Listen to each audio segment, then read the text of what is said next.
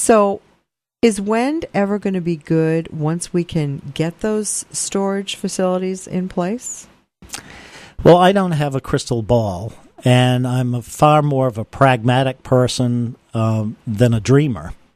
The dreamers would like to say, oh, well, technology will create storage capacity, and then whenever the wind blows, we can store all that electricity and release it later. Mm-hmm. I think that is going to be yet another huge economic cost.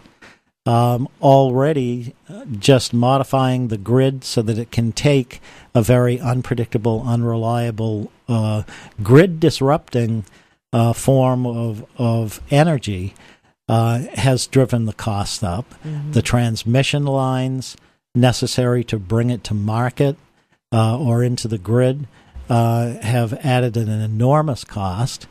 The Maine Power Reliability Project, a $1.4 billion project, often touted as the most expensive construction project in the history of the state of Maine. Ta-da! Bring on the trumpets. Probably the $0.4 billion of that is actually needed for upgrading the reliability of our local grid. But the other $1 billion of it is an unnecessary 345 kilovolt line from Orrington down to Elliott whose sole purpose is to service bringing wind power from remote Maine locations into the southern Maine portion of the grid. If you want to have huge facilities for essentially storage batteries, mm-hmm. for lack of a better term, right. That would be technology that hasn't been developed yet. Correct. But sooner or later, it's got to happen. I just can't imagine the multi-billion-dollar cost of that. And I like to think that we would make more pragmatic decisions based on science and economics. And right now, we just had a report saying that ISO New England says that between now and 10 years from now, demand in New England is going to be flat. Really? It's not going to increase the 0.9% annually that they had been predicting. And that's because the least expensive form of generating electricity is saving electricity. Right. And so that article focused on the smaller expense of investing in energy conservation and using what we already produce in a smarter, more efficient way is paying off in such dividends that the grid operator is saying, well, there's no increase that we can project for the next 10 years. So if that is so, then that just says we don't need to develop huge multi-million-dollar industrial wind power projects, or dream up some scheme to try to store that power for release later. Okay, so we have the grid saying that it's going to be flat over the next 10 years, so there isn't going to be any growth or increase probably at all. Yet, on the other side, we are putting in windmills farms like gangbusters, like they're going out of style.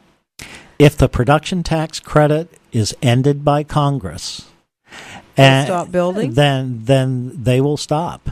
That would be the first punch of a 1-2 punch. The second part of that would be do away with the mandates. Because all you need to do is look at ethanol. Ethanol used to be heavily subsidized per gallon, and that subsidy is gone now.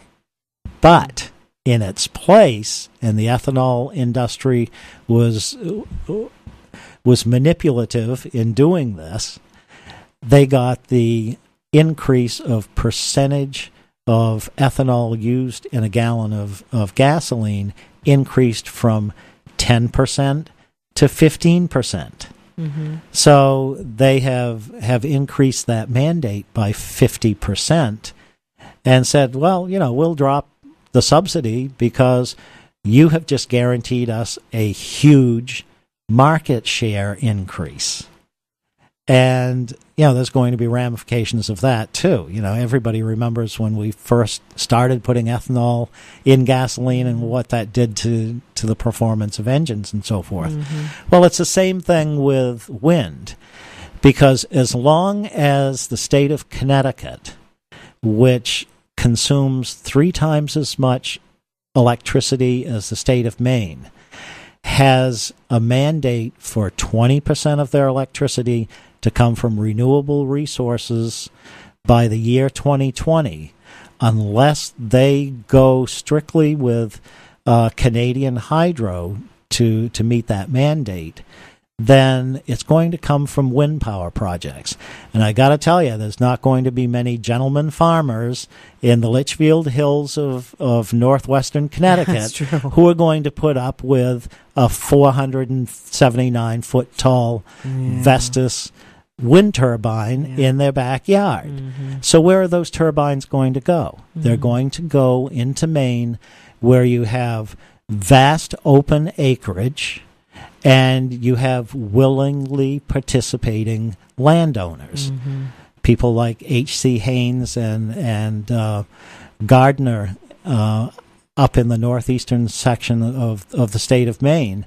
They own so much of the ridge lines and forest lands between Baxter State Park and the magnificently beautiful, unspoiled down East Grand Lakes region, that they could easily put thousands of wind turbines in that one region. It would be wall-to-wall wind turbines. That is not what I want to see. And I know the people up there probably don't want it either. Well, I'm also one of the few people that you'll meet that has walked or hiked every mile of the Appalachian Trail in the state of Maine. Nice. In my younger years, I might add. But I know the grand vistas from up there. And if we don't stop this proliferation of all of these huge machines going on to destroyed ridge lines, there's going to come a time when you will not be able to walk the Appalachian Trail without having these in the vistas. And I would like to argue that the quality of place in the state of Maine is not well served with all of these industrial wind turbines everywhere you look. That True. People come to the state of Maine so that they can see the grand vistas from our magnificent chain of mountains, from the Mahoosucs all the way up to Mount Katahdin. They come to the state of Maine to recreate in places like Grand Lake Stream. And the Bowers Mountain Project in Carroll Plantation that overlooks Junior Lake and Scraggly Lake is just the beginning of an effort to encircle that magnificent area with industrial wind turbines. And people come from all over the world to fish in that area. It supports old-style sporting camps. It supports the livelihood for guides, whether it's fishing or hunting.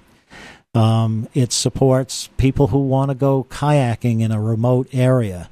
It supports people who want to go out into an area where you see a black sky. Yes. And you can actually see the stars that I saw when I was a youngster growing up in Lincoln in the 1950s. I remember that very well. Yeah. How can people get in touch with your organization? We have a website. Citizens Task Force on Wind Power is www.windtaskforce.org. Fantastic. Thank you so much for this conversation. It has been very informative, and I think we may have to have you back again to talk about it further. Oh, I have many hours to talk about this particular issue, and thank you for having me today. Join us for more Mind Your Own Business Radio right after the news.